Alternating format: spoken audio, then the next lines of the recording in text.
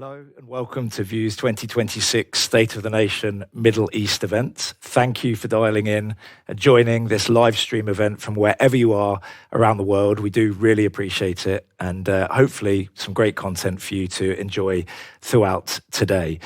For those of you that don't know me, I'm Gavin. I'm the Global Chief Commercial Officer here at VUE.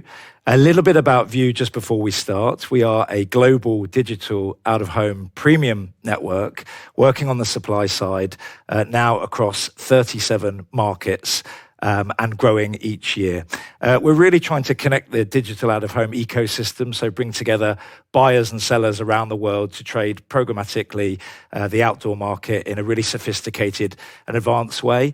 We're lucky to have 50 DSP partners across the globe that are helping us do that today. And we're going to talk to a few of those later on as the day progresses.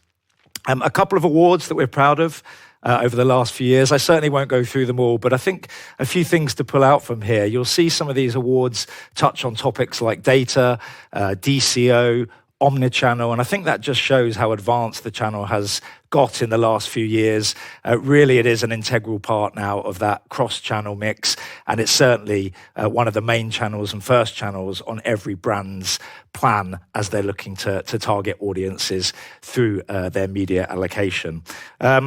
We're really happy with today. Thanks again for joining. As I said, we've got a great lineup for you. This is actually our 7th year of doing the State of the Nation. We try to look at different geographies around the world. This is a buy-side piece of research predominantly that is qualitative and quantitative. And this year we've actually looked at 4 markets as our focus. The UK, the US and France, which we've actually looked at before. So we've got some nice trends there, which are highlighted in other reports. But today it's the Middle East. It's the first time we've looked at the region. Obviously, there's a lot going on there at the moment and some difficult times. But what we do know is that media is absolutely growing. It's an incredibly exciting region. And that's not just from an out-of-home perspective in the region, but also brands looking to spend outside of the region, and that's governed by buyers and planners within the Middle East. So today we'll talk to some of that buy side, some of the sell side as well in the region, and really get their opinion on what is happening in that geography. We've got 4 quite snappy sessions today. The first will be from our measurement and insights lead, Adam Orridge. He'll talk a little bit about the main headlines from the report, just to give you a bit of an overview of what the market was telling us about the progression of out-of-home. Second session is with Mindshare, a very big agency, but very active in the region, talking a little bit about their customer Qatar Airways, just to get a real client-side perspective on what's going on from their point of view. We'll then go into a WPP and DV360 session, so obviously a key agency and a key DSP, to get some opinion and feedback from those guys, which we're looking forward to. And then finally, I will chair a buy-side session where we've got stakeholders from Elevision, from JC&Co, and we're also joined by the trade desk as well. So it should be a really well-packed but fun agenda today. Lots of time for questions. We'll have a Slido QR code on screen for each section, so please do pose the questions to the relevant code, and we'll try and make time to get through those at the end of the day. So yeah, thanks again for joining. Without any further ado, we'll head over to Adam for some of the insights from the report.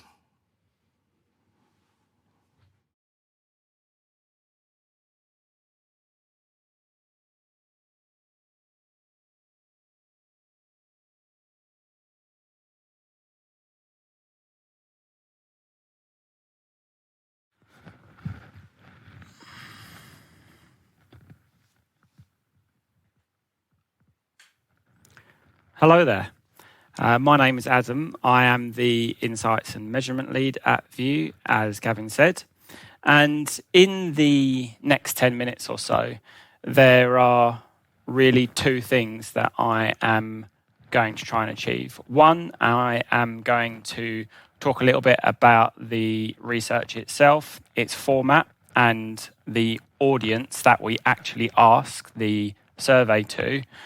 And the second thing that I'm hoping to achieve is through sharing some key statistics from State of the Nation this year, I'm going to try and place the discussions and the panels that we're going to hear with my colleagues from View later on in some kind of context for you. So let me tell you a little bit about what State of the Nation actually is. For 7 years now, View has partnered with an international research and strategy consultancy called MTM to survey agencies and advertisers across a number of different markets. And this year we surveyed what we call 3 core markets that we've been surveying for a number of years, being the UK, France and the USA. And this year our guest market or region has been the Middle East, which in the research this year is represented by Qatar, Saudi Arabia and the UAE. The research itself has really 2 parts to it. As Gavin said, it has a quantitative survey-based part to it, but it also has a qualitative part to it, whereby we interview some key stakeholders from the Middle East to give us their insights with which we can augment the report as well. So essentially there are 4 key market highlight reports in addition to a global report as well, which looks at all of those markets together and tries to draw out some key trends that we're seeing across the development of programmatic out of home globally. And I would highly encourage you, first of all, to read the Middle East report, but also to read the Middle East report as a companion to the global report so that you can place what's going on in the Middle East within some wider context as to what's going on around the globe and perhaps see some ideas and some trends that you might see within the Middle East when it comes to programmatic out of home in future. So, one of the things that I want to cover is essentially one of the real strengths of State of the Nation, which is what the definition of the respondents that respond to the survey that we ask. It's quite a long survey, but what we've got up on screen now is that definition. And that definition, which is very long and very research focused, which is essentially a joint or sole decision maker from an advertising business working at an agency or advertiser. In addition to being part of that group, those people could have spent budget or placed budget against digital out of home or programmatic digital out of home in the last 12 months. They could be digital buyers open to buying out of home or programmatic digital out of home in the next 12 months, or they could have spent budget or placed buys against other programmatic channels. And what's on screen now, which is really key, is that the advertisers must be of director level or above, and the agencies must be of executive level or above. So really, we are aiming to ask these questions to those senior decision makers within the market. These are the people that have the power to change trends and to shift budgets. One thing that I really want to say about State of the Nation is that the survey itself has essentially 2 key elements to it. Number one, we ask in the survey about the behaviours of these people. So we ask them about what they have been doing when it comes to programmatic out of home in the last 12 months. We also ask about their attitudes towards programmatic digital out of home. And when I say attitudes, what we're really focused on is what they plan to do when it comes to programmatic digital out of home in the next 12 months. So in summary, we have the last 18 months. We have a view on what they are planning to do in the next 18 months. And that's really, in my mind, where the interesting insight arrives, in that difference between behaviour and attitude. And that is where I think we will get the most interesting insights when it comes to State of the Nation. There are really only 2 key points left for me to say before we have a look at some of the key statistics before I hand back to my colleague. And number one is a point of housekeeping, as it were. Some of the statistics that you will see on screen today do in fact add up to more than 100%. And the reason for that is that when our respondents were running through the survey, they could have selected more than one response. And the other thing to say, which Gavin has already said really, is that all this data was collected during Q4 of 2025, prior to the current situation in the Middle East developing. So with that, let's have a quick look at 5 or 6 key statistics before I hand it over to my colleague. So when we talk about adoption of programmatic digital out of home in the Middle East, amongst those who have bought programmatic digital out of home in the past year, 34% of their campaigns included programmatic digital out of home in the last 18 months. Marketers are also intending to increase their adoption. So again, amongst recent programmatic digital out of home buyers in the Middle East, 46% of campaigns are forecast to include programmatic digital out of home over the next 18 months.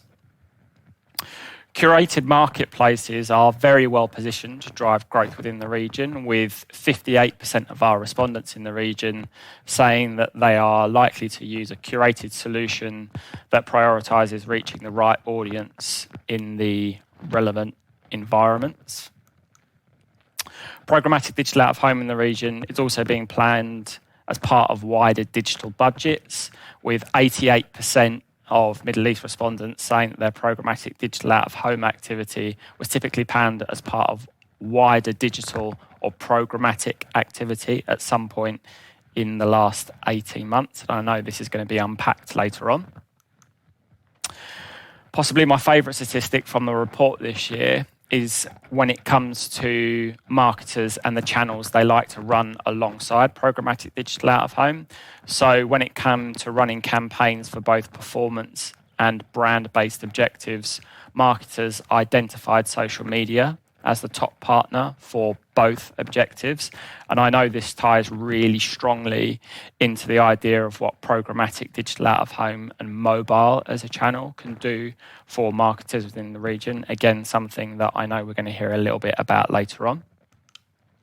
And then finally, a really interesting and thoughtful insight, which is that marketers want to activate programmatic out of home alongside really rich data sets. And when we asked about the types of data sets that marketers within the Middle East wanted to activate with, 49% said any kind of product affiliated data set.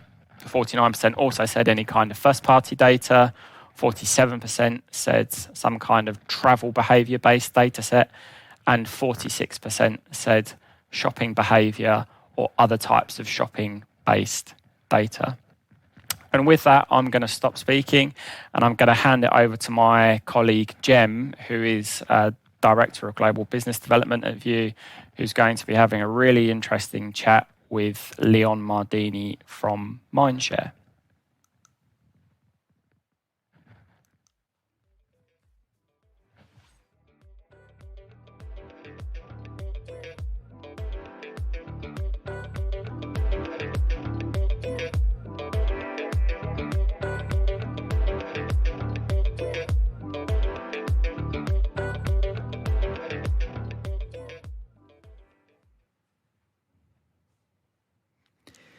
Hi everyone, I'm Jem Jamal, Global Business Development Director at View, and I'm here to kind of speak to Leon about how a major brand has adopted programmatic out of home to be a key component of their out of home strategy. But before we get started, it's worth reminding you that you can use the QR code during this session to ask questions at any time, and we will get to them at the end of the session.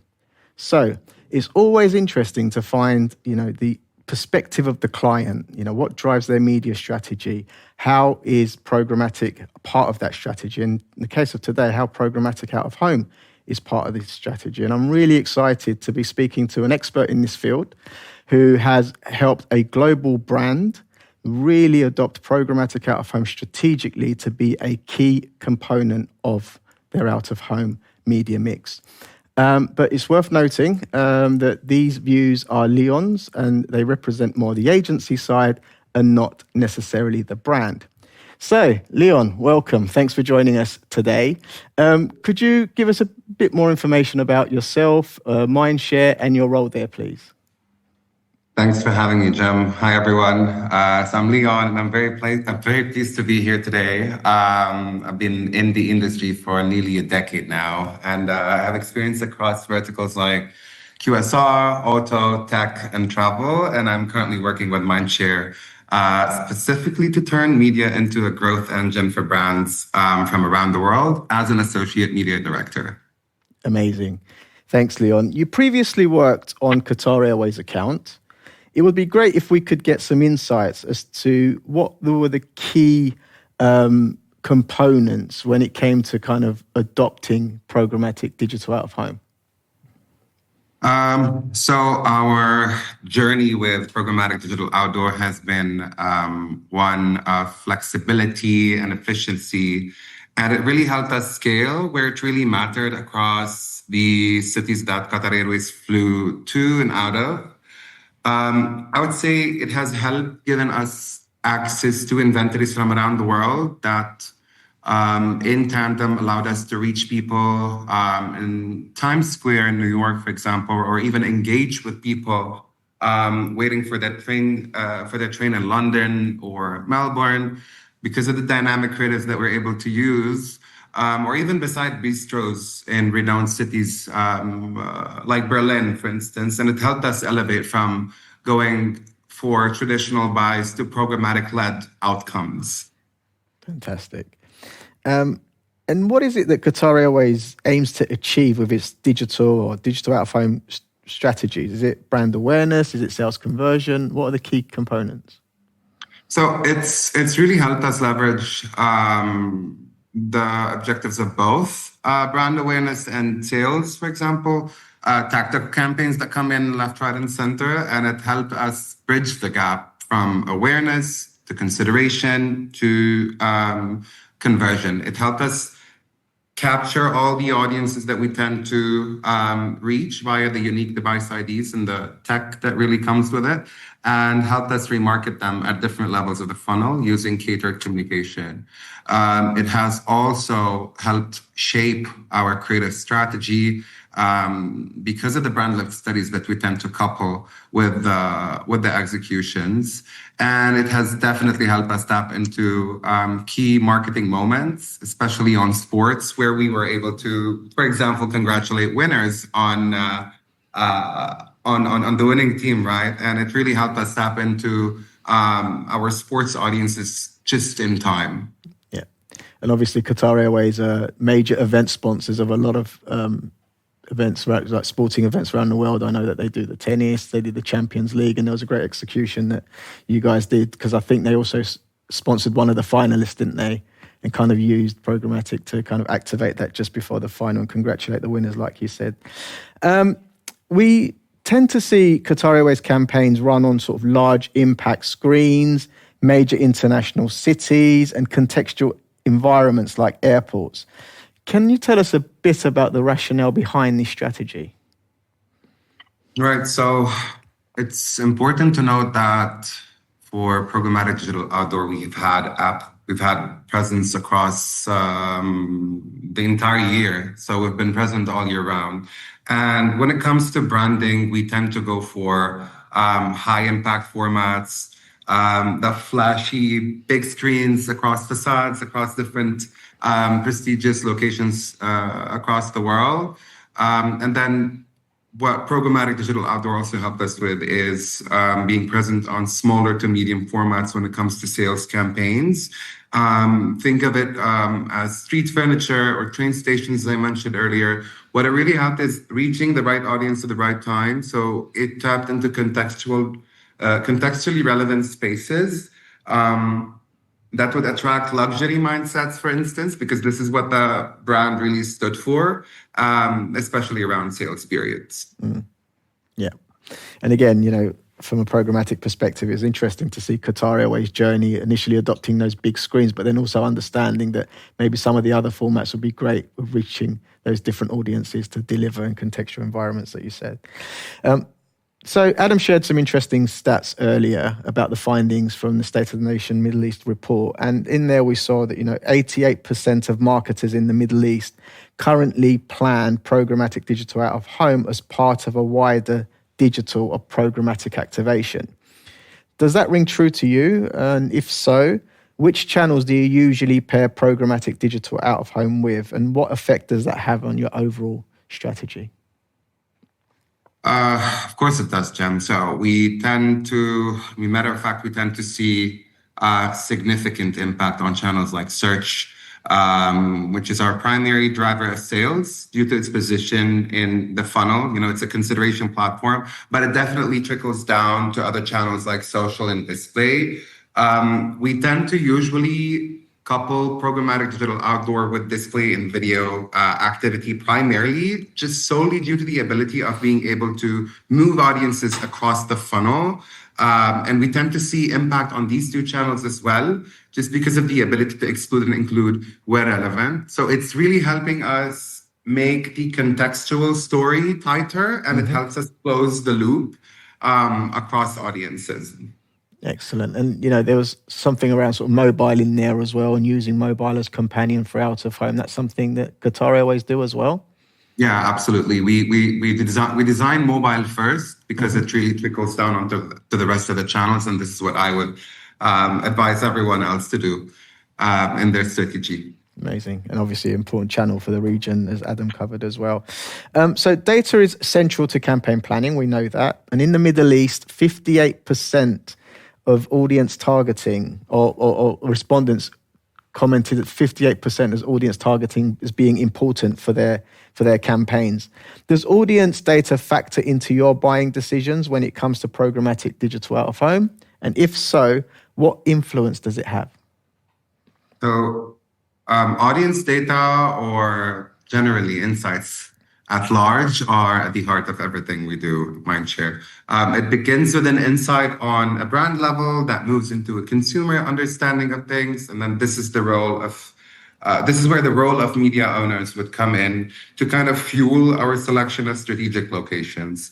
Then when combined with high footfall locations, it really helps us identify the right user at the right time, and it helps us bid against the right moment. So when we combine all of these together, we would really have the perfect combo, at large.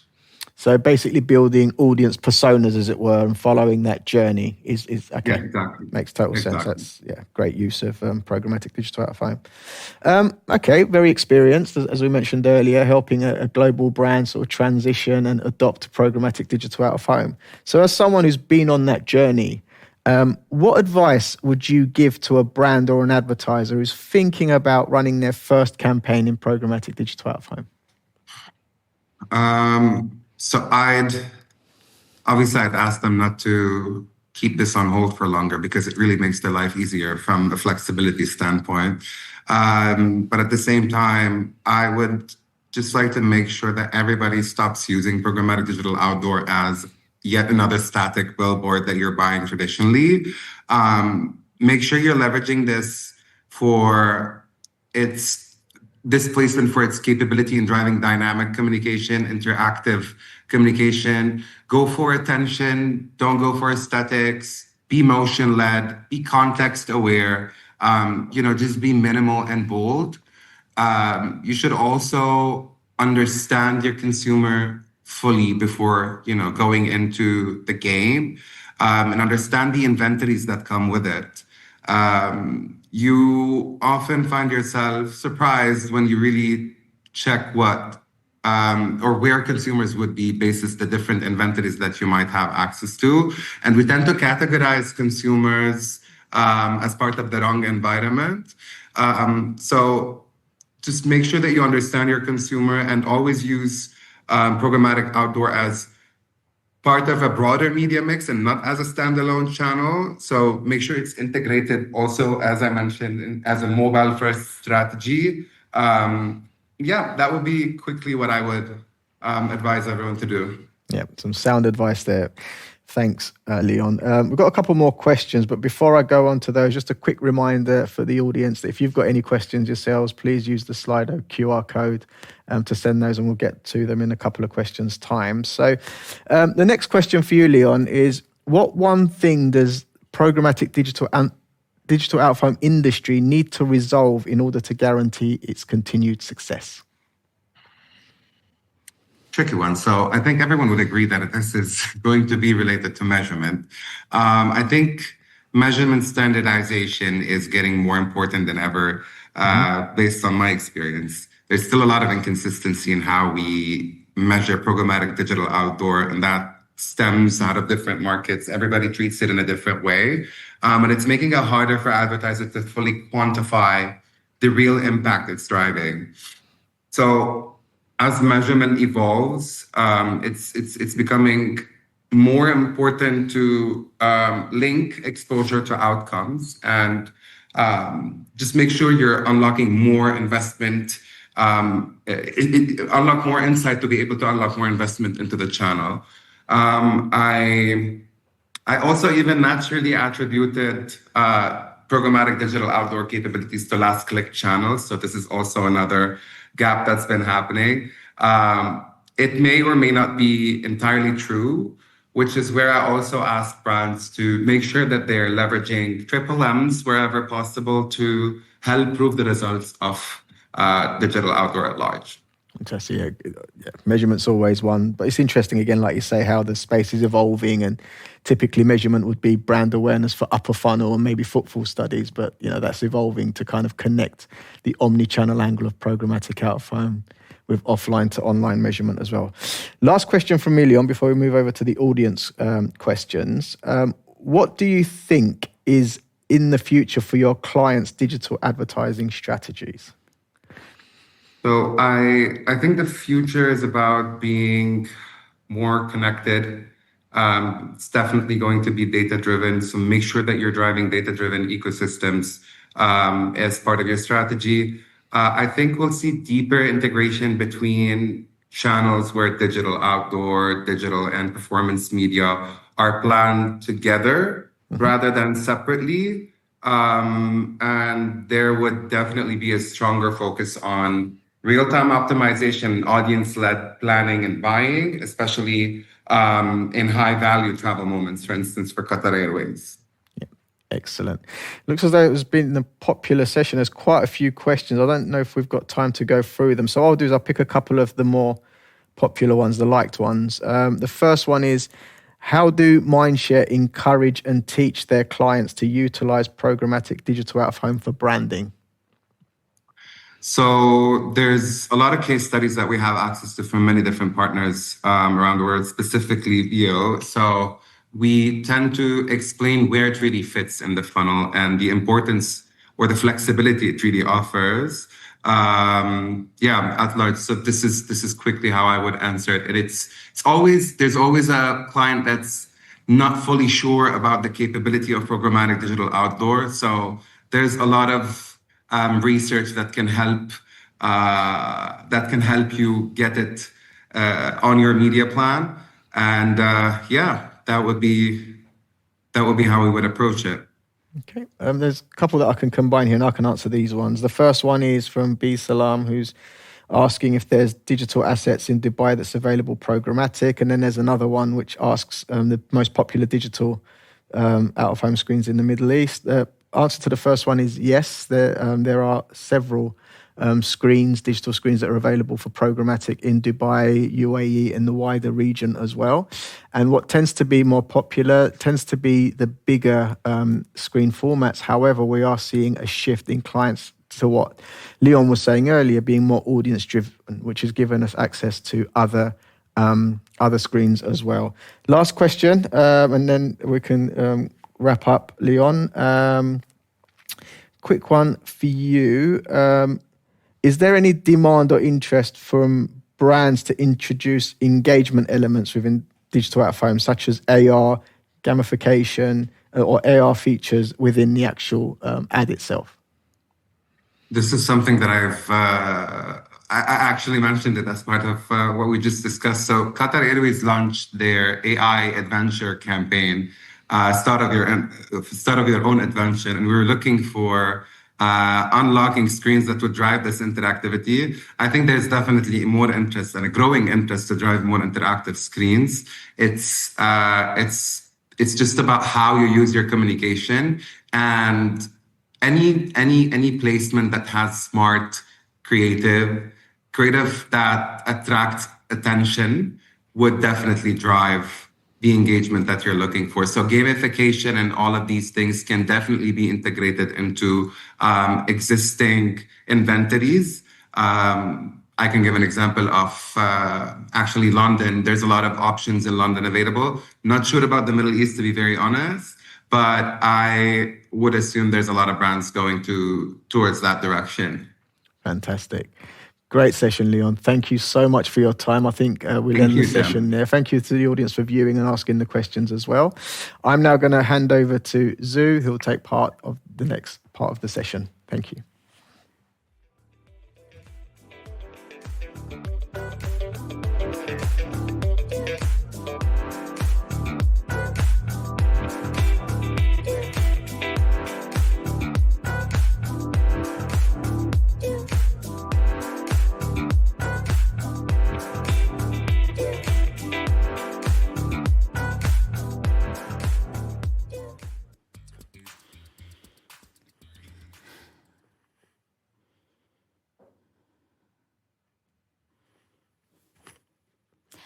Hi everyone, I'm Zhu Huang. I head up Global Field Marketing at View, and really pleased to be joined by a couple of really interesting guests today, speaking from different perspectives. So we have an established media agency in MENA, and then also a DSP who's fast becoming a major player in the digital out-of-home space. And again, we'll have a short Q&A at the end of this session, so please feel free to ask any questions you might have via Slido. So, Yasmin and Tomas, happy to have you with us today. If you could just give a quick introduction to who you are, what you do, and your company. Sure, thank you. Hi, everyone. I'm Yasmin. I work at WPP Media, and a big part of my role is looking after evolving channels and how channels like Programmatic Digital Out-of-Home evolve from just being a standalone part of our executions to being fully integrated into our overall strategies. Amazing. Thank you, Yasmin. And do we have Tomas on the call? Yep. Hi, everyone. I'm Tomas. I work for Google as part of the DV360 business. So I'm working across our programmatic solution. I'm based out of our EMEA headquarters in Dublin. I'm 10 years at Google now, initially working on the UK market for 5 years, and I spent the last 5 years now largely working on the MENA region. Digital out-of-home is one of our key solutions, I'd say, and on programmatic. So I'm delighted to be here today to meet you all, to participate in the panel, obviously, and also just to listen and learn from the rest of the wonderful speakers we have on the event today. Amazing, thank you, and really pleased to have you both with us today as well. So as you can see, the Middle East seems to be a fast-growing market. Among recent buyers of programmatic digital out-of-home, we see that 34% have included the channel in their recent campaigns of the past 18 months or so. So are you seeing that reflected in your current businesses? And happy for that to be an open floor. So whoever wants to go first, please go ahead. Yeah, I can go. Yes, 34% is definitely a very strong signal that there is momentum. I would say that would be a bit different for MENA, given that I know that this is a MENA case study, but given the activations that we have in market versus international campaigns as well, like we've just seen with the Qatar Airways example.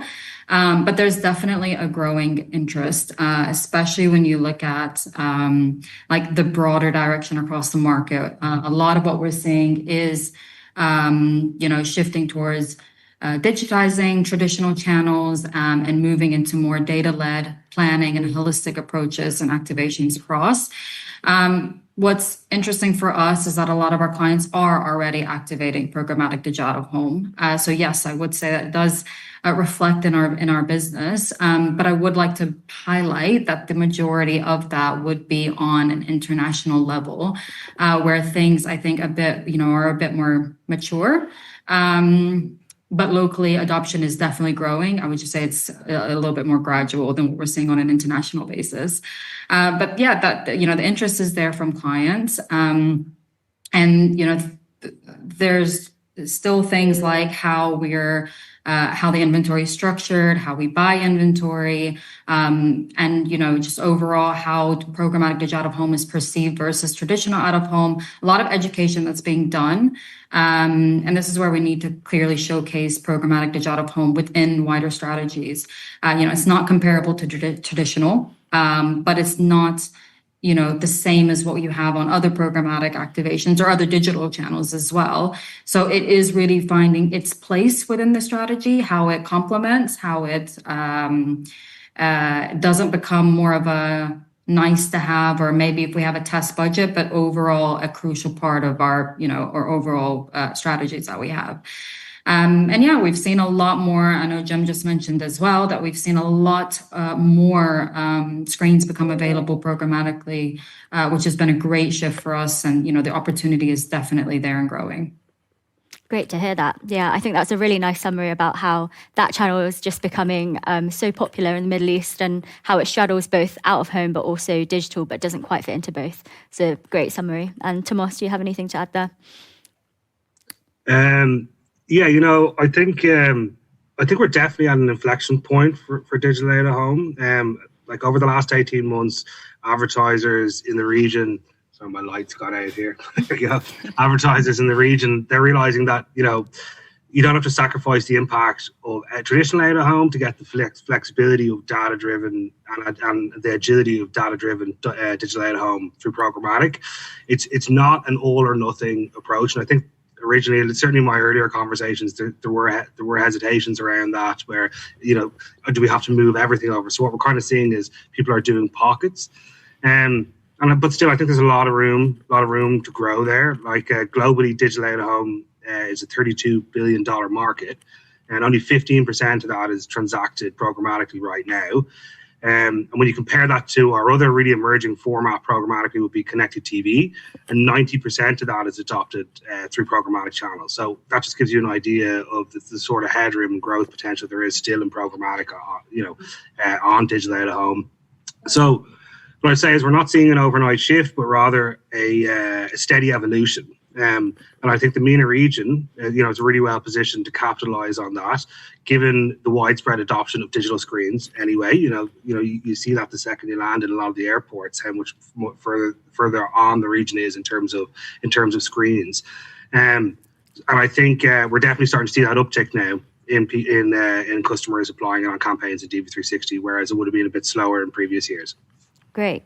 Thank you, Tomas. And I really liked your example there of CTV as well, because that's a one-to-many medium. So, programmatic digital out of home also operating in that same space, and that headroom that it has to grow, it really signals a strong indicator for the channel's growth. So we touched a little bit earlier on how customers and clients are coming to you and actually are adopting programmatic digital out of home. But what does that look like on your end? Like, are they coming to you and asking to include the channel in their briefs, or are you kind of suggesting that to them? And Yasmin, I'll come to you first on that one. Thank you. Yes, I would say it's definitely a mix. And we're still very much in the education side of it. So even if they are asking about it, it's very like, okay, I want to know more. I want to understand it better. But then we still get asked a lot of the same kind of questions of what you would get asked for a traditional out-of-home activation. So there is a lot of education happening.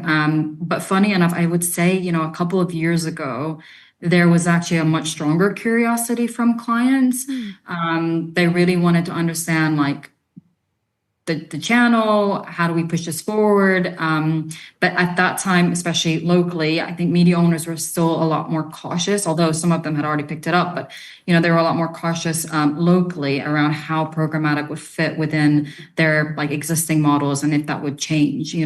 But today that's shifted. Supply has definitely grown, so it has become more about not just what is programmatic digital out of home, but how do I make this? How do I understand how to incorporate it within my overall strategy today? And that's where the education is happening. So it's not really about awareness. It's more about just integration and really utilizing the capabilities that programmatic digital out of home can bring. Because clients don't want another siloed channel. There's already so much of that. And ultimately, they want to understand how does it actually work alongside other channels, their social, their video, the CTV, and how does it contribute to all of that? Yeah, absolutely. I totally agree. And we have a question later on where we touch on that stat around multi-channel planning as well. So it'd be great to delve into that a little bit later on. And Thomas, do you have anything to add about that as well? Are clients coming to you with programmatic digital out of home in the brief, or are you suggesting it as a channel? Yeah, it's so interesting to hear the different point of views that Yasmin's and it seems like there's so much correlation in the challenges and the views in the industry. So it's so interesting to hear. I'd say it's a bit of a hybrid now at the moment. So some brands and some agencies are factoring it in during the brief because they're looking for that kind of omni-channel strategy. However, we still spend, I would say, probably the majority of our time positioning it as part of a wider proposal. So typically buyers are they're thinking in silos, just as Yasmin said. So there'll be like an out-of-home budget, and then there'll be like a programmatic budget. So our job is to try and bridge that gap and show them that programmatic digital out of home isn't just about putting a banner on a street corner. It's about having contextual relevance, flexibility, pausing campaigns and using environmental triggers, for example. So it's our job to kind of land that education piece to make it differentiated as a solution. And also just from an operational standpoint as well, trying to show how programmatic solves for the fragmented buying side of things, where previously would be resource intensive to be running all these things in silos. That by having them in one place, it's more efficient for their business. Amazing, thank you. And that actually leads us on very nicely to the next question, which is about curated marketplaces. And as Adam mentioned in the key findings, that fragmented marketplace is something that is a challenge as programmatic digital out of home begins to scale. So we included this question as a new topic for the State of the Nation research this year. So it's great that we have this for the Middle East because it's the first time that we've asked this question and we already have this data. So we see that 58 of Middle East respondents are definitely or somewhat likely to use curated marketplaces in the future. And that's particularly strong in the UAE with 60% of those respondents saying that they would use that. So Yasmin, is curation currently on your radar for programmatic digital out of home? And what kinds of challenges do you think it would resolve for your clients? It is definitely on our radar. I would say it has been for a while. But I do want to be a little bit realistic, although, yes, it would solve a lot of challenges and it would simplify a lot of how we're currently doing things today in terms of planning and activation, optimizing. But we're not fully there yet in MENA currently. So if we look at this at an international scale, at a global level where markets are a lot more mature, yes, we would jump on the bandwagon to be able to curate across these different markets. And it completely makes sense. We have the data, the inventory scale is there. There is, and not that it's not available here. It's just about the way that the ecosystem is here. I think we need to strengthen, some of the fundamentals first, especially around how inventory is currently structured, how we're buying it.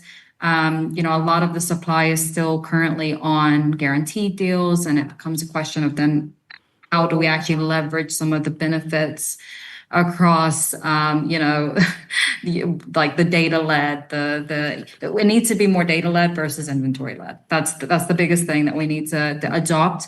Definitely there is a movement. We see the interest. But I do think that there is still a little bit of, the fundamentals that need to be done beforehand so that we can do it right. Sure, that's great. And, it's the foundations of the building blocks that need to be laid before that. So, yeah, totally understand. And thank you for giving a realistic view as well. And Tomas, thinking about your role at DV360, in particular, that travel space that you work in, can you see a future where a curated marketplace might be beneficial? And would your clients be interested in an audience buy? Yeah, just listening to what Yasmin said there as well. I think that's really touching on the crux of it as well. It comes down to scale, right, and solving for that. And if we're able to solve for that scale challenge, I think there's 100% there's huge opportunity there, particularly in the travel space, because context and audience movement, they're really, really important in that industry. So a created marketplace will be really valuable, I think, because, it would allow us to kind of group inventory logically. So, for example, building screens at bundling screens at airports, transit hubs, luxury shopping districts into one executable package. I think that's really enticing and really appealing. Instead of travel clients kind of largely is buying specific billboards for launches, an audience-led approach would allow them to really follow the consumer on their journey, from landing in an airport, for example, to transitioning around the city. So it's absolutely, that'll be very attractive, I think. It's just a matter of making sure that the scale is there in the different markets to be able to execute it. Yeah, absolutely. Thank you. Really, really interesting. So just moving over to programmatic digital out-of-home as part of a multi-channel strategy, we see that programmatic digital out-of-home is embedded in multi-channel planning, with a huge percentage of Middle East marketers planning it as part of wider digital or programmatic activity. That's opposed to planning it as standalone or out-of-home activity. So that's great. And we're also seeing that separately, 60% rate the ability to measure performance across multiple digital channels as important. So, Tomas, I'm going to come to you for the next question. What does DV360's setup look like to execute on that multi-channel planning approach? And when a client asks for unified reporting today, what can you deliver and what are you still working around? Cool. So what I'd say is the biggest advantage of buying digital out-of-home through DV360 at the moment is consolidation. So, today we can deliver unified campaign management. So a customer or agency can sit in the one UI and manage digital out-of-home alongside display, video, connected TV, audio, all their channels in one place. So they're getting a single view of budget, delivery metrics, and consolidated billing is really key in that as well, I would say. And I can think of an example, from last year, just as a quick example, where a one-person team, because of resource constraints, was able to manage the marketing for one of the region's most recognizable brands during a period of transition. And I think that's quite incredible when you think about it, how streamlined the process is now, that just one person can manage something of that magnitude when resources are limited. And in terms of what we're working on for the future on the measurement side of things, measurement transparency is super important. So in a one-to-many environment, it's an industry-wide focus, I think, and we've got recently released our new roadmap, and we're working on open RTB 2.6 support for out-of-home. So the idea is to have much deeper insights. So the value of the reporting will be stronger in the system, and will be aligned then as well with the IAB standards. Yeah, I mean, that's incredibly impressive. The example that you gave about, one team member being able to manage a campaign like that. And I think that's only going to grow. Those advancements will definitely push the channel ahead. And I'm really looking forward to seeing how that transpires. And Yasmin, could you provide some insights into how programmatic digital out-of-home currently fits in your clients' media plans? And what does that measurement story look like for your clients in practice? Yeah, for us, programmatic digital out-of-home is, and like any other channel, is measured as part of the wider ecosystem. So again, we don't, we're trying to avoid any type of isolations, but of course, that is part of it. A good example is a campaign where we ran with Huawei last year. It was in partnership with JCDecaux and View. and DV360 actually. So we were where we use real-time location data to target inbound travelers. So when people were coming in from specific destinations, only at those times where those flights were arriving in real time were the ads being served. But it wasn't just about reaching them on an outdoor screen. It was more about what happened next? How do we reconnect with them? How do we re-engage with them across the other channels that that the user would be connected with? So that's where we saw a very clear uplift across other digital channels. This was our first activation, including programmatic digital out of home. And we saw, how that actually impacted the other channels that we had today. But beyond that, I mean, measurement, and we've heard it just now from Tomas and even Leon earlier. Like there's quite a few layers, and there's still a lot of development that we do need to go through. It's definitely moved ahead quite a bit, but today looking at more like audience and movements across like footfall, proximity, cross-channel impact, such as uplifts, search and site visits, brand lift studies. I mean, that is all there. But of course, there's, some limitations with it being such a one-to-many, and that is the beauty of it as well. And so, it is important to note that it is a one-to-many channel. It's not an attribution that you can determine like you would, mobile or other digital activations. But there has been a major move in measurement across the industry, really. So, yeah. Great. Thank you so much. I think that measurement story is something that really rings true across not only this market, but all the other global markets as well. It's continually reflected in one of the education areas for State of the Nation when we survey about programmatic digital out of home, but really great call out about how, it's not measured the same. And in some ways, it's about setting those new boundaries, and that's up to us as an industry to create. So thank you. Staying on that multi-channel theme, so you mentioned the Huawei campaign. Was social media part of that? Because obviously we see that social media is coming out on top as the channel most likely to be planned alongside programmatic digital out of home at the moment, both performance and brand-led.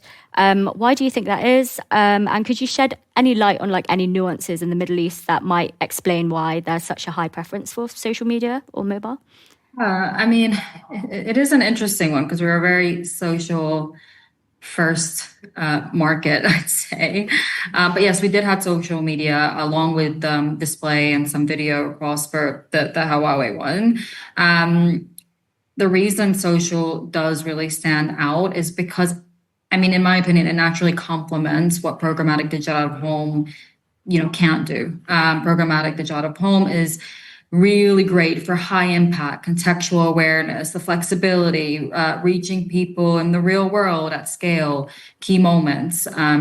But, when it comes to it's still a one-to-many channel. So social, on the other hand, gives you really precision targeting. You can control your interaction with those audiences.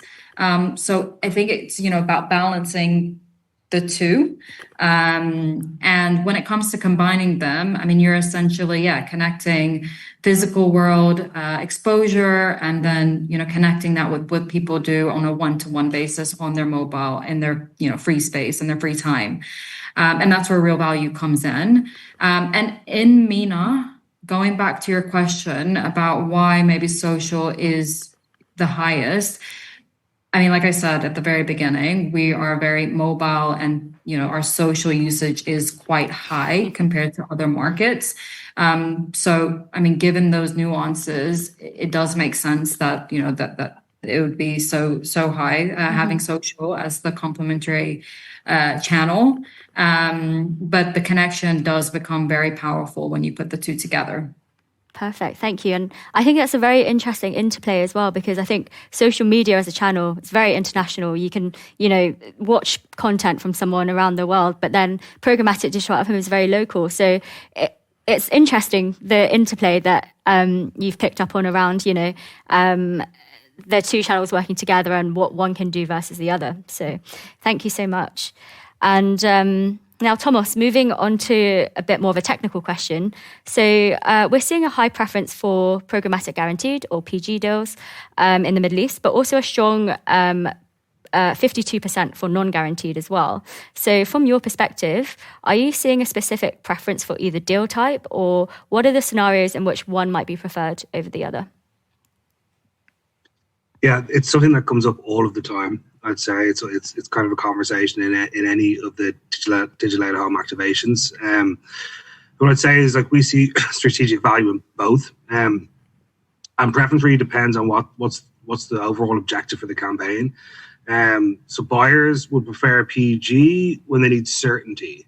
If a travel brand, for example, is doing like a massive, global launch on a specific date, and they want to guarantee that they'll secure premium screens, it's very like the traditional model then of buying out of home, and they favor that. They like the idea of running it through PG because it guarantees it. Also, like if for PG, it can take the heavy lifting out of things. There's a comfort in knowing that the majority of that activation is being handled, if you were doing it through View, for example, through the View team, and the actual execution side of it isn't managed by the buy team. There's a comfort in that. So sometimes for resourcing reasons, a buyer might prefer that. But I think non-guaranteed is really where a lot of the magic can happen. A lot of the additional extras that you can get and the benefits from programmatic really shine. So they're the right approach for thinking tactically and having flexibility. So, for example, a travel brand might want to bid on screens near an airport if flights are delayed, or an airline might trigger specific creative based on the current weather. If it's raining in London, maybe you'll do a launch that way. And also, when events happen and situations happen, having that flexibility to very rapidly be able to dial up or down or even turn off campaigns is something that non-guaranteed deal type really adds value. Absolutely. Thank you so much. Really, really insightful. So we've come to the last question of the session before we move on to the Q&A. So what are the top 3 things the region needs to do to increase spend in programmatic digital at home, do you think? And I'll leave that as an open floor. So whoever wants to go first. I mean, just on the note that Tomas just said, I think, really understanding the different type of buying models and, making sure that you want to unlock the full value.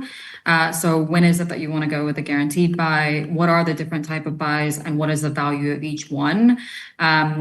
Which really goes into more of like the education piece around the two.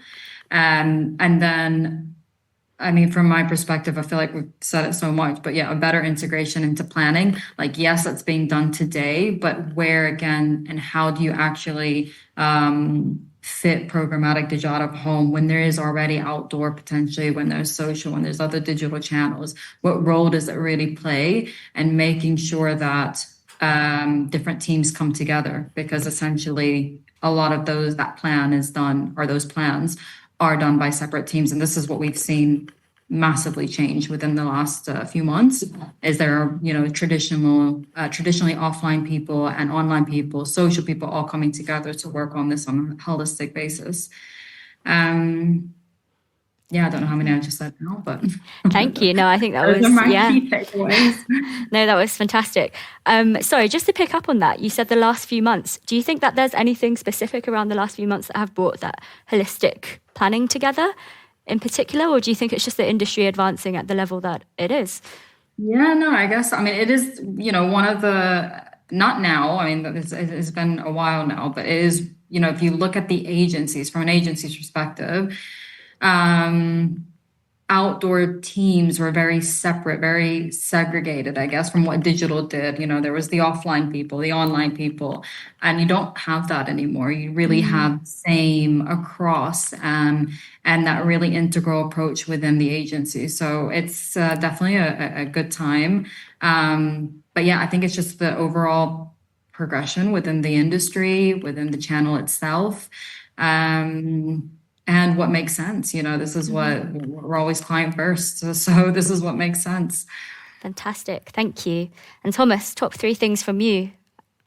Yeah, it's amazing actually to hear how closely aligned various speakers we all have been, in terms of the things I'm going to call it now, have been mentioned already, but it shows that it's quite agreed upon, So for me, it's we need to break down the planning cycle a little bit more. So rather than having traditional out-of-home planning teams and programmatic teams, working separately, making sure that they're collaborating closer. That's been done, depending on the business, depending on the agency, but there's definitely room for more adoption of that, to have budgets be fluid, to truly embrace that type of omni-channel planning. So I'd say that, getting closer on planning. Leon kind of touched on this earlier in his piece. Enabling dynamic creative. So, I think still a lot of brands are treating programmatic digital out of home a little like static print. Look, it still looks great. They're highly visual screens, but I think leveraging more data signals, leveraging more signals, and things like time of day, weather, live sports, whatever the signals that are most pertinent to your business are, to serve contextually relevant and dynamic ads. I think that's going to, we should be doing that on more scale. I think that's really what's going to capture consumer attention and, differentiate the format significantly. And then finally, I think maybe thinking tactically, educating advertisers on the role digital out of home can play in storytelling. So just to make sure that digital out of home is getting onto a wider media approach more frequently, rather than making, at the moment it probably makes its way onto the biggest executions, the largest brand pieces. But I think by educating advertisers more on how the role it can play in storytelling, digital out of home could find its way onto more of those always on campaigns, or more of those campaigns that are maybe smaller budgeted, and they might be getting more consideration for those. And I think, events like this probably really help connect the dots there as well. Love that. Thank you. So we have breaking down the silos, we have dynamic creative and contextually relevant campaigns, and we have storytelling, which is lovely. So thank you so much. I'm just going to quickly go to the Q&A now. I can see that a few questions have come in. Let's see. We have... What's the future for Google/DV360 when it comes to digital out of home? Will it become one of the central channels that you focus on, Thomas? Yeah, absolutely. Like I think I mentioned earlier on, we've just done our roadmap for the rest of the year, and there's considerable emphasis on digital out of home now. So largely it's been focused around revamping the measurement side of things and adding more measurement solutions.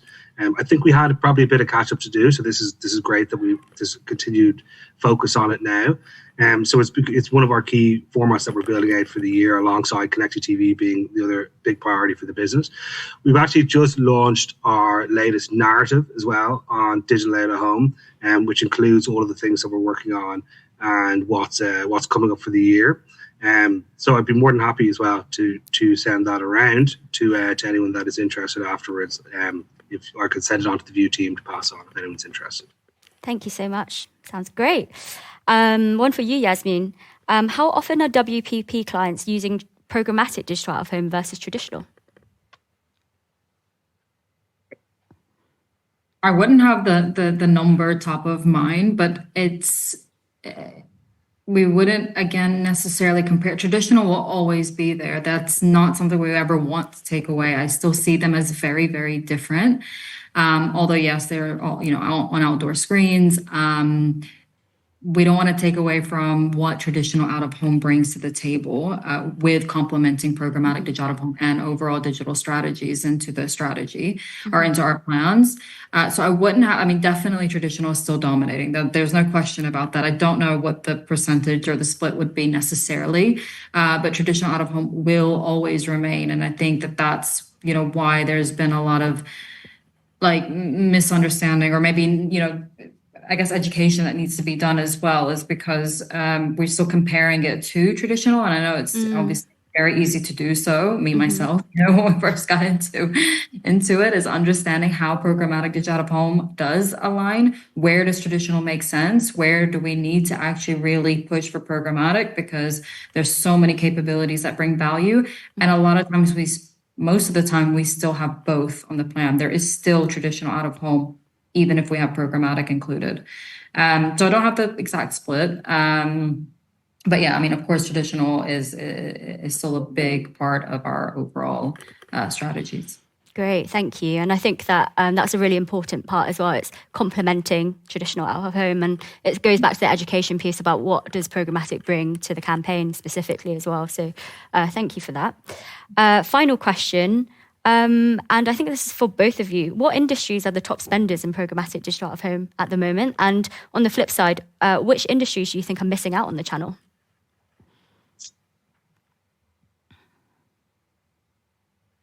I mean, travel for sure is the biggest. Any international brand as well. So yeah, I mean, we have several across, but of course, travel would be one of the biggest that I'd say. I don't know if Tomas, you see the same from your end. Yeah, I'd assume so. And then we also have like events as well. A lot of events happening and type of clients. Some that are missing out. I mean, honestly, it's applicable to all industries. So it depends on how you want to leverage it. But any type of data-led approach is relevant to any category across any client. And being able to reconnect with users over and over throughout their journey, throughout the consumer interaction with the brand, and being able to measure it. So I wouldn't say that it's, specific categories or verticals are missing out. I do genuinely believe it should be part of most and across all. Lovely, thank you. Yeah, and I agree with Yasmin. Definitely, I would say travel, travel and tourism is the main one, and that's where we kind of see the majority of interest and investment. I think maybe that.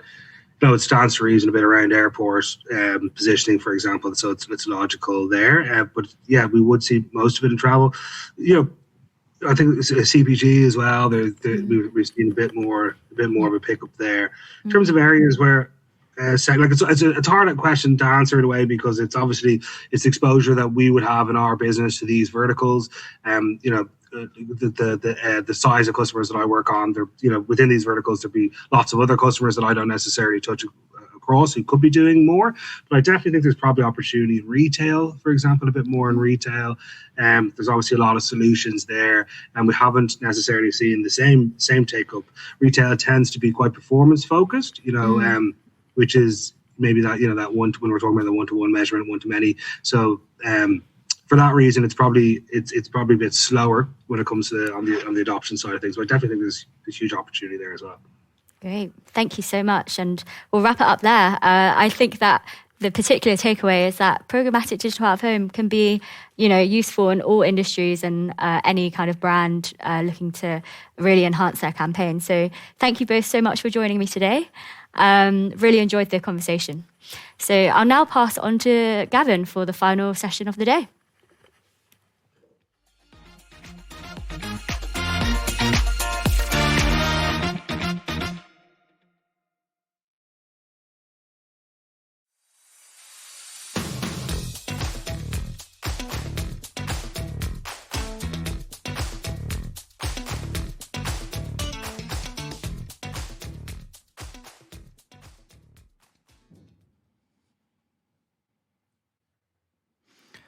Hello, excuse me. Hello again. Great to be back on stage again, and great to be joined by a brilliant panel. We've had some excellent sessions so far, very buy-side focused, obviously. This particular session, we're joined by some of the supply side, as well as to get a balanced view, the trade desk as well. So looking forward to discuss a little bit more about the State of the Nation data, and obviously from some of our key guests again today. Please do feel free to ask questions for this particular session. You can see the Slido QR code on screen, and we'll hopefully make some time later to get to those if we can. So first and foremost, thank you, gents, for joining today. If you could just introduce yourself first and foremost, your role, the company you work for, that would be fantastic. And we'll start with Dom, please. Hey, thank you, Gavin. Hi, everyone. I am Dom Kozak, currently Director of Programmatic for JCDecaux in the Middle East. My background, I've been with JCDecaux Group for about 14 years. quite a long time. I'm sure you can agree. And probably about 18 months ago, I moved from the UK, where I was lucky enough to be working on programmatic out of home in the very first market for JCDecaux in the UK. Moved out here to set up this. You see my lovely branded background, JCDecaux Play Plus. For that, just read programmatic digital out of home with JCDecaux on our premium screens across the Middle East. There was a question earlier, I think, about out-of-home supply programmatically in Dubai. And yes, we cover Dubai, we cover the UAE, we cover Bahrain, we cover Saudi Arabia, Qatar, and Oman. So that's me. Thank you, Dom. Thanks for joining today. Eamon? Hi, my name's Eamon. I don't know if I can follow up with such a interesting intro that we just got from Dom, but my name's Eamon Salam. I'm the co-founder and COO at Elevision. I've been lucky enough to kind of, lead the initiative of our company into programmatic. We started in about 2019. We brought our network up or got it online programmatically. We operate here in Dubai primarily, as well as Abu Dhabi, and then more recently in London as well. We specialize in like residential and office media. And yeah, I mean, we've been kind of really committed to the programmatic ecosystem and the channel for a few years now, and we like to think that we've been on the leading edge of it here in the region. So I'm thankful to be invited on the panel. Brilliant. Thanks for joining us, Eamon. And finally, Fash. Hi, I'm Fash. I'm based in Dubai. Been in ad tech for about 17 years. Spent around half of that in London and the rest in Dubai. I actually only joined Trade Desk about 3 months ago. Trade Desk is the largest independent global omni-channel DSP. And I look after partnerships across Middle East, Africa, and Turkey. So that covers all of our supply partners and data partners across all digital channels, including, of course, programmatic digital out of home. Very happy to be here with you guys, and thank you for having me. Brilliant. Thank you, gents. So we've got a really interesting dynamic on this panel. Obviously, JCDecaux operates at scale across the region. Elevision have a focused presence, certainly in the UAE and other markets, as Eamon said. And then obviously the Trade Desk perspective from that buy side and obviously a big brand in the region. The first question really I've got for you all, please, is that the data tells us that the market's growing really, really quickly. 34% of all campaigns over the last 18 months had programmatic digital out of home as part of. And if we look at the forecast, it's expected to jump to around 46% in the next 18 months. So maybe a reality check, gents. Is that what you see? And is that growth in line with what you expect? And Eamon, maybe we can start with you first, please.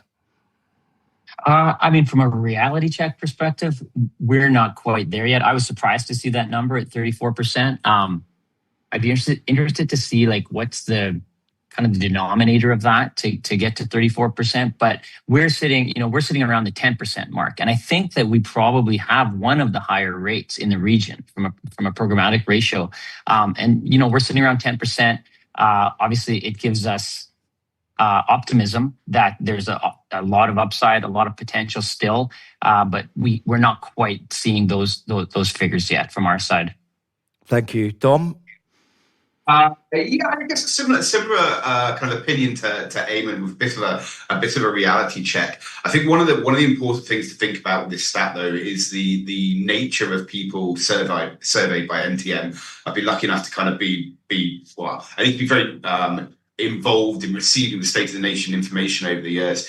I know that one of the things that the survey population are people who are active in this channel. So that probably skews the number a little bit. I think anecdotally, locally, it very much exists in pockets. And in reality, I think there's two races being run, if you like. There's a kind of international programmatic out-of-home race where we're seeing investment coming into the region from places like the UK, US, China, India, etc. And that number probably feels about right there. Locally, maybe not so much. I think kind of local to local transactions, it is still very, very early days for sure. I mean, we only launched in April last year from a programmatic out of home perspective. But I think what is really interesting is the trend. right? And the trend is going in kind of one direction. And I'm talking particularly for that kind of local to local, so Middle East to Middle East kind of programmatic out-of-home transaction. So if we take the first 2 months of 2026 and we look just at those local transactions, in terms of brand count, we saw in those 2 months the same number of brands as we saw in the whole year last year. So to me, that says we are at this kind of inflection point of acceleration. But the base is lower than this stat represents, I would say, unless someone else out there is doing a lot more business than we are. But I don't think so. Fash would probably know. I think Fash will know, because we've got two interesting supply side points there saying, not sure about the data point. What's your point of view, Fash? Yeah, I mean, look, it's actually quite interesting to hear that. And I think from our point of view, to be honest with you, the last couple of years, and as I said, I've been here for 3 months, but I've looked into the data. And the last couple of years, out of home has really played a huge part of the driving force for us. So it's definitely one of the bigger channels for us, and it sits very closely alongside CTV. And I think given our relationship and where we sit in the ecosystem, where we are obviously plugged into all suppliers in the region, and we have incredible reach when it comes to the screens within the region, I would probably lean more towards what Dom was saying, in the sense that we're not far off that 30%. And I think that the trend is probably more important than the number in this scenario, in the sense that it shows really strong intent, which is exactly what we all know. And, it kind of like formalizes that from data point of view. But I do think to kind of touch on how we get to that 46% is actually, I think Yasmin touched on this on the previous panel as well, is there are certain, pillars that need to be addressed that we're all aware of, whether that's around infrastructure, measurement, or purely like supply fragmentation, which need to be addressed for us to be able to make that 46% achievable. Thank you. It sounds like everyone's in agreement the trend is really healthy, and obviously the baseline is strong. But it's really interesting data, I think, that we've seen from this report. So thanks for your comments. If we look at the region as a whole, and maybe I can come to you first, Dom, is maturity happening at the same pace across the whole region? Or are there specific countries within the region that are perhaps championing or driving the trend as a whole? What's your thoughts on that, please? Look, very short answer, no. Again, it varies. The UAE is definitely the most established, right? It is a lot of the media industry, if you like, industry media is kind of centered here. A lot of the buyers come out of Dubai and Abu Dhabi. I'm sure that's the most established market, if you like, in terms of size. If you look at the kind of fastest growing, though, from what we can see, it's definitely Saudi. The challenge with Saudi in that the out-of-home supply isn't there, I would suggest. We're active in Saudi from a programmatic out-of-home perspective. Very few, if any, other media owners are. So if there's some other media owners on the call, maybe get involved. Once that happens, once we hit that critical mass, I have no doubt that the Saudi market will explode for a variety of reasons, being investment from other markets, the growth and dynamism of that particular market as well.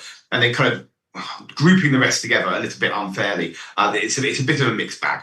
You see pockets depending on vertical, depending on kind of brand type, and depending on seasonality. But definitely leading the charge, UAE, Saudi catching up massively, and the rest perhaps a bit more sporadic. Thanks, Dom. And Fash, are you seeing a similar trend from a buying perspective or a planning and optimization perspective as well? Yeah, pretty much. I would say I completely agree with Dom. I think the UAE really sets the pace on this one. If you think of it, I think there's certain nuances in our region as well which need to be taken into consideration. We've got a country like the UAE, right, which is maybe, just for the UK audience, like a third of the size of the UAE with about 12 million population. But it's very concentrated with screens, and we have those nuances are like the heavy mall culture, the fact that we have a public transport network which is ever expanding, and they have very ambitious plans as that progresses. And then from a programmatic infrastructure, it's definitely ahead of the game on that side as well in terms of being the most developed. But to Dom's point, in terms of Saudi, I think that's where it gets really, really interesting. Now you've got a country which is around 9 times the size of the UK with a 40 million population and existing screens that are just waiting to be kind of switched on programmatically, right? So they already have quite a big network of screens out there. It's just not, exactly to Dom's point, not programmatically enabled. And I think once they do, what you'll see is Saudi kind of leapfrogs to a certain degree and actually takes over in terms of being the leading market from a programmatic digital out of home. It's just a matter of time.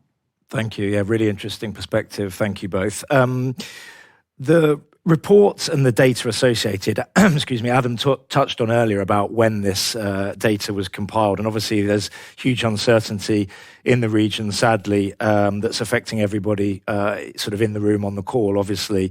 I guess rather than just look at forecasts and figures, I'd really like to hear from you all about how you're trying your best to maintain client confidence, obviously, in this really challenging time. Is that possible?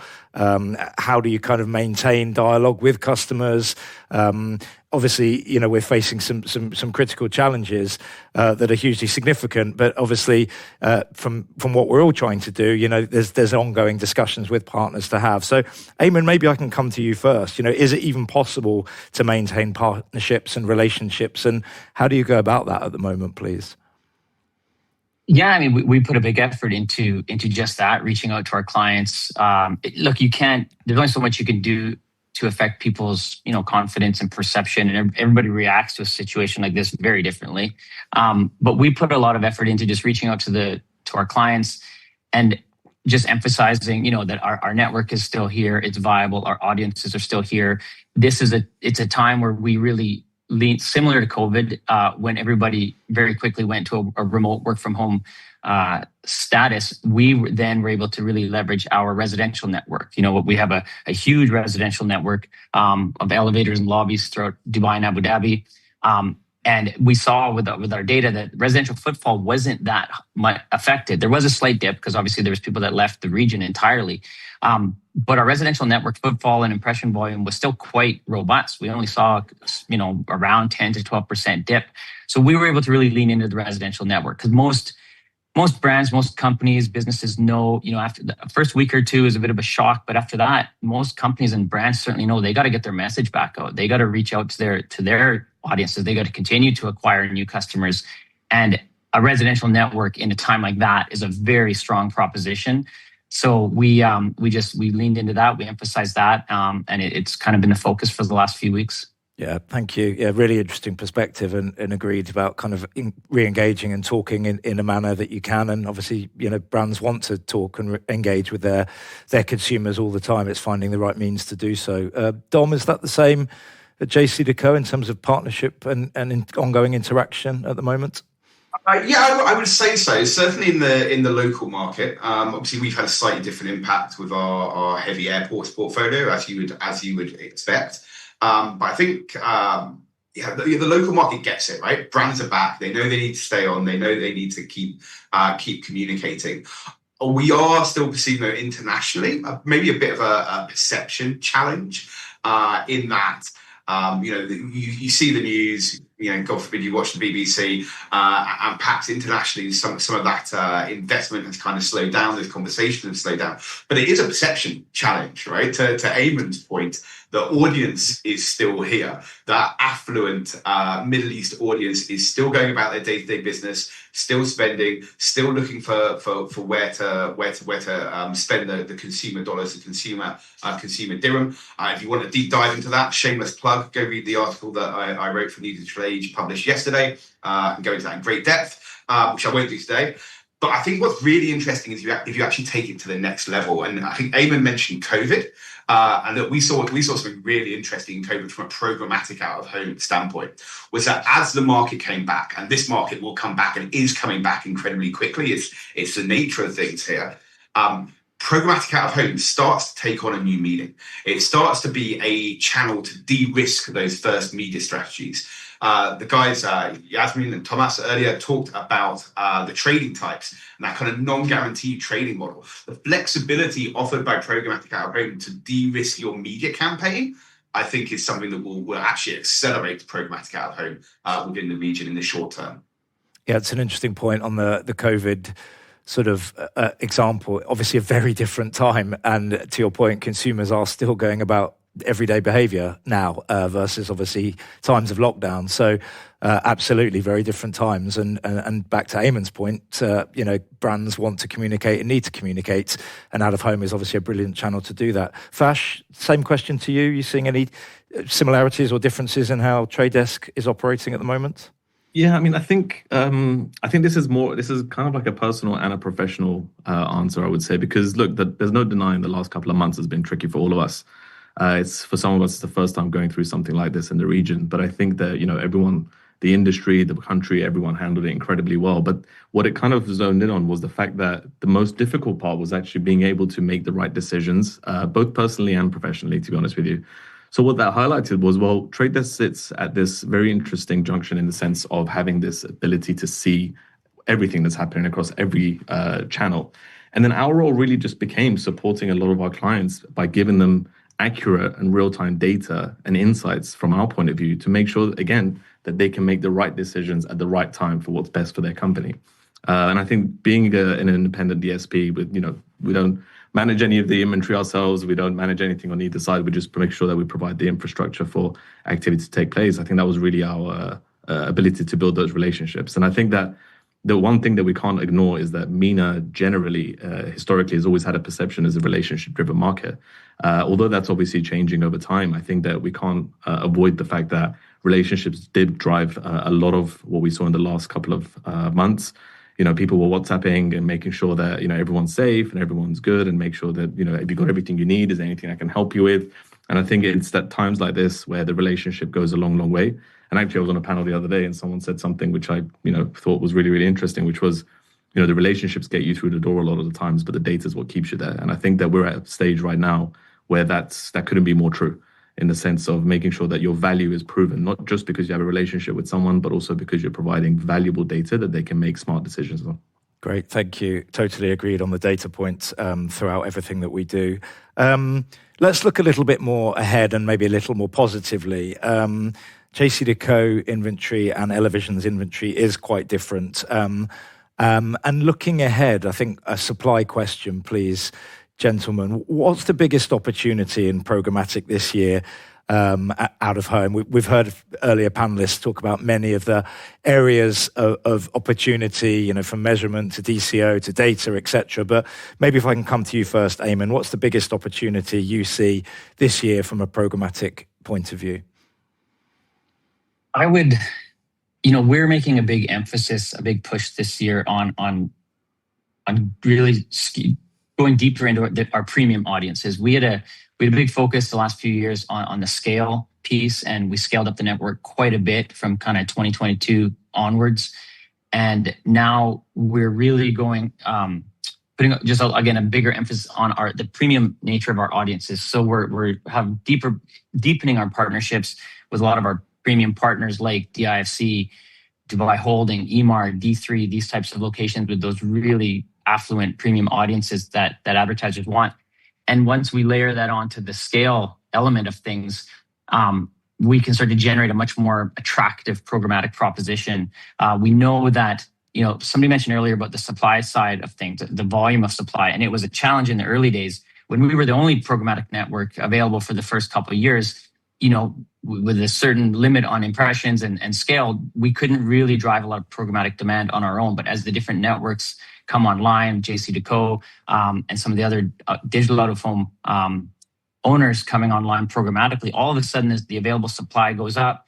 And that's where a big opportunity is for us jointly across all of our colleagues across the industry. So we've been focusing on scale, and then going back into the premium nature of our audiences. We always like to kind of communicate that we can deliver reach and targeting, where with a lot of other networks you can get a lot of reach, but then your targeting parameters are going to have to loosen up to a certain degree. So we're trying to bundle those two together and communicate that to our clients. And then with the other network owners coming online programmatically, that's a big opportunity for all of us to just really create a more attractive proposition from a global perspective. Yes, thank you. I think that reach topic absolutely front and center, and as is the premium kind of narrative. I think you're totally right on that, and the region is obviously fantastically well placed for both of those topics. Dom, anything you'd like to add from your perspective, opportunity-wise? it's super interesting when you think about opportunity. I say, again, very, very similar to the Elevision team, but almost in the kind of other direction, if you like. Inherently, JCDecaux, premium is kind of in our DNA, where it be premium locations, quality of screen, etc. But now, certainly with programmatic out of home, we're absolutely moving in that scale direction. With Play Plus as a brand, right? So historically, if you wanted to buy Abu Dhabi airport and Dubai airport, it's two separate teams. You deal with two different people. Programmatically, we are scaled across the region, one point of contact, one team for planning, one team for execution. So that scale really is the biggest opportunity. And I would actually take that out beyond JCDecaux, right? We're talking about programmatic out of home here alongside our kind of individual businesses. Think of that being able to transact, plan and activate that consumer journey, entering through the premium environment of the airport, going home to their community on a regional environment television screen, having a JCDecaux touch point along the way. That scale is now available for a single touch point. So it's not just about the scale of JCDecaux. Yeah, great, please come buy our screens, they're amazing. But it's about combining that and that opportunity that quickly, easily, and in a data-driven, measurable and accountable way. That's really the opportunity here. Yeah, brilliant. Thank you.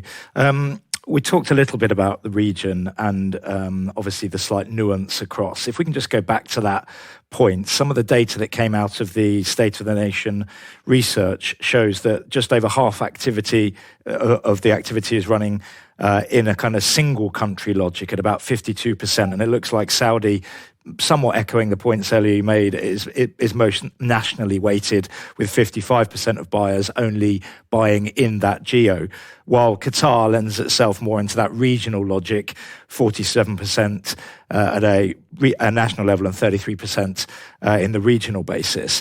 Obviously, lots going on in the region, lots of different nuances, as I said. Fash, maybe I can come to you first.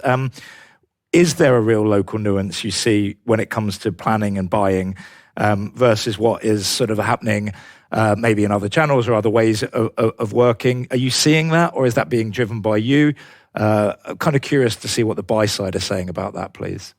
Yeah, I think that the reality is it comes down to two things, right? In the region, you have to remember that when we talk about MENA, which is usually kind of blocked together, it's a combination of like 19 countries, right? So there's a lot of them and they're kind of moving at a different pace. I think there's two key things. One is it's very client specific, right? There are certain clients, and you can see that, for example, in Qatar, right? Where you've got a very different global brand mix, much smaller market, loads of global brands. Whereas if you look at Saudi, we have a lot of very big local brands that pretty much operate only in Saudi. So their footprint is local and national just wouldn't make sense for them. So from a client perspective, it really is client by client. So that's quite specific. But then additionally, it's the same topic that we've been discussing. It's that the fragmented kind of like supply infrastructure that we've got as well. So there may be a need to be able to run more regional campaigns, but from an infrastructure point of view, it's just not there yet. And I think Yasmin kind of touched on this briefly on her panel as well, which I completely agree with, where she was saying, they're seeing that 34% number coming in, but a lot of those are running internationally, right? And why is that? It's because the infrastructure exists internationally and the perception of it exists outside, and we're still moving in that direction. But generally speaking, everything we're talking about, from my point of view, there's only upside, right? So it's moving in the right directions. And, a couple of topics, I don't know if we'll come onto them, but it was a part of your research around inventory curation in terms of how we actually normalize and create a consistent way of taxonomy and data measurement and kind of just wording and what we call things.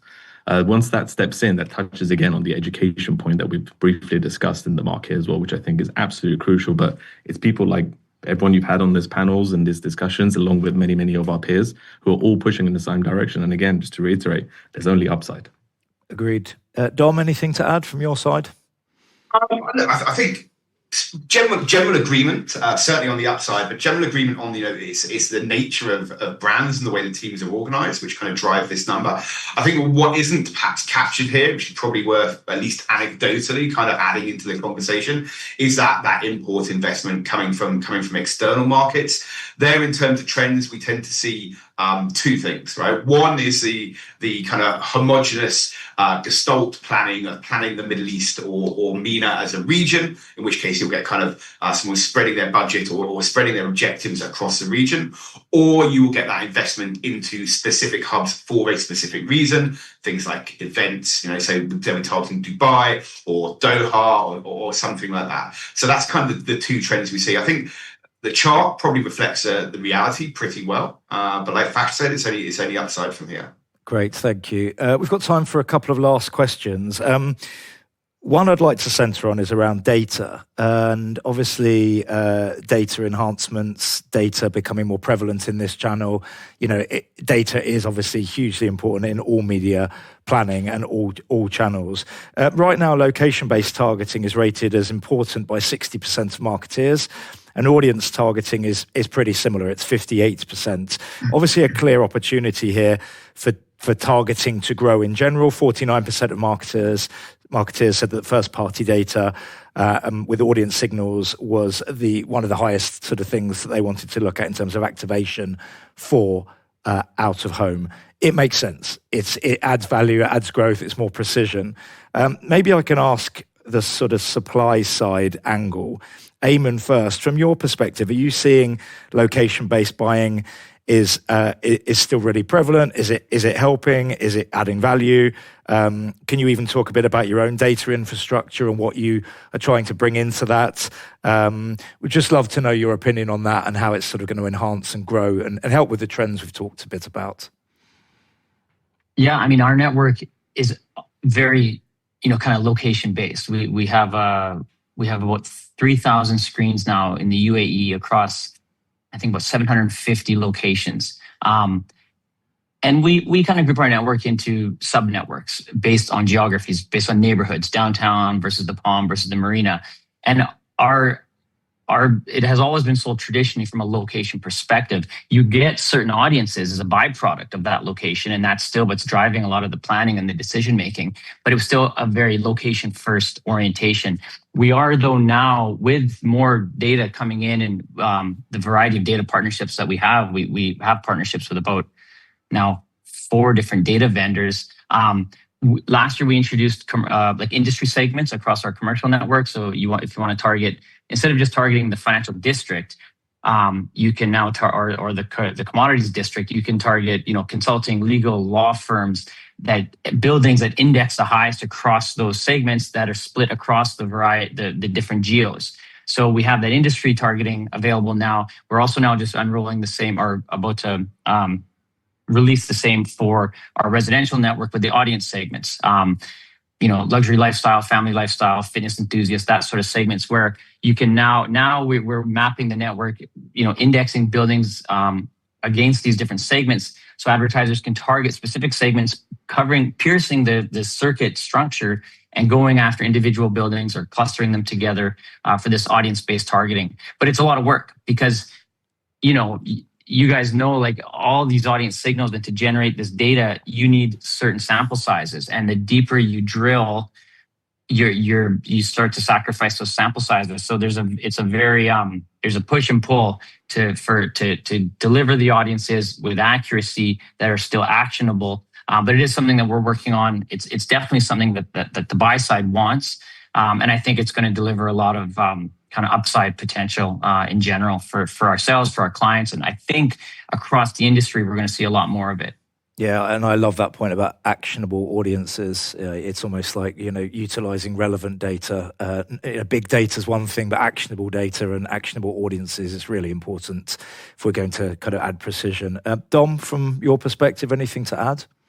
Yeah, look, I think location is a proxy for audience. It is, right? You live in a place, you go to a certain thing, the community around you will be similar in terms of affluence, etc. And particularly, I think within, speaking for the UAE as well as maybe the region, this is, if you compare it to say Europe, it is much more kind of community by community, area by area, zonal in terms of where people live and how they kind of go about their kind of daily lives, if you like.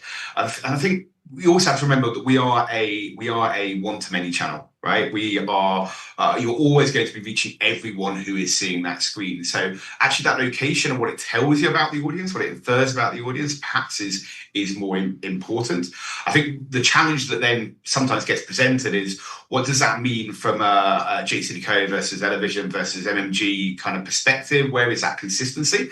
And I think once you start to get into kind of that more audience-based targeting, that is really where the likes of the DSPs, the likes of Fashion, the Trade Desk really come in. Where can you get that aggregated audience data set to apply across all media owners? I think that's really where the interesting direction of travel is. I totally agree. I think that's where the excitement occurs. That's how other audiences, it's where other channels are planned and bought.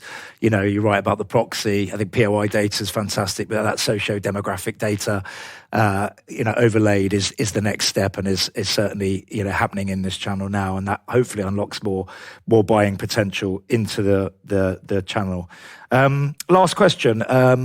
Let's close with, I guess, another data point. The report projects 42% increase in programmatic investment over the next 18 months. We've talked about bold numbers and statistics earlier. I'd love just to get an opinion from you all, please, on what's the single most important thing the industry needs to do differently to make that number, or hopefully a higher number, a reality. And maybe, Fash, I could start with you this time, please. Sure. This definitely ties into the conversation around data. So from my point of view, I mean, I think just to kind of set the stage. So from a general region point of view, when it comes to data, we're actually a very, very data rich market. So if we look at the telcos, the retail partners we have, the loyalty programs, the e-commerce, etc., all the data exists. It just currently kind of sits in silos, and it's rarely activated the way it should be, or the way you might see in the UK or the US.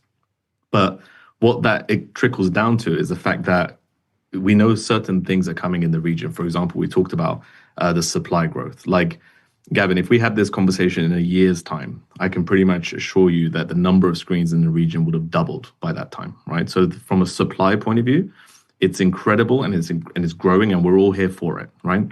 But the reality is, how do we stitch this together from a user journey point of view? To Dom's point, so we need certain things to be activated, and we all need to push in the right direction so that we can actually be able to reach that audience from an omnichannel point of view in every stage of their journey. So, for example, if we know for a fact that Eamon's screens are going to be hitting, all the individuals, whether it's in a residential building or if it's in their office blocks or whatever it may be, and I know that I can reach Dom's audiences through Dom's screens when they're at the airports, or the extended reach across the country as well.